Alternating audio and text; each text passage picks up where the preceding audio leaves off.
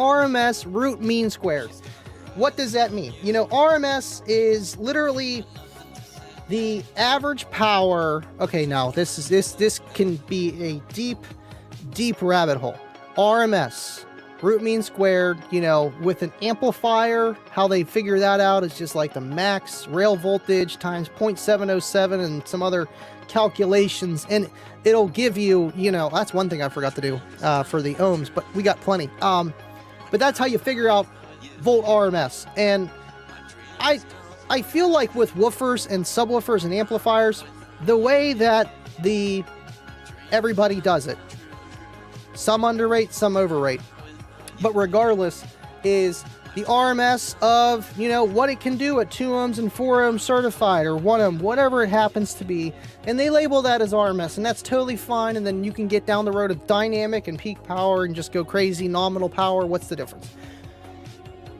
Honestly, every amplifier, if you match it RMS with the same brand, same model line, probably same brand, honestly, with the same RMS woofer, it's going to match perfectly no matter what you get. No matter if you get Boss, Sundown, or Kicker, if you match the brands, the amplifier with the subwoofer, doesn't matter what it actually does, it will match. You know, and that's the way you got to look at it.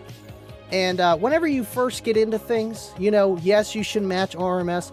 Some will say, oh, put 125% RMS so you get a little bit more dynamic, so you're not pushing the amplifier too hard. And I get that, but I'm even more. I'm like, give me 200%. Just so I run my amp nice and cool. I'll run my subs a little bit too hot, but I'm never sending them a clip signal. But I never tell anyone that first gets into audio to do that.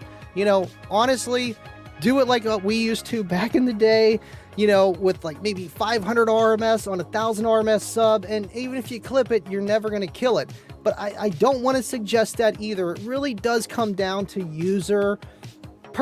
each person's, you know, usability of like what they know, their experience, how far they want to push it to the edge. And that's why, you know, the RMS just kind of became a thing, and it will keep you in that safe window, but it doesn't automatically say, oh yeah, you'll never blow your sub. So there's that. It's like firewall protection. You know, it's going to get mostly everything, not everything. So is it true? I would say it's true, but it can be misconstrued sometimes.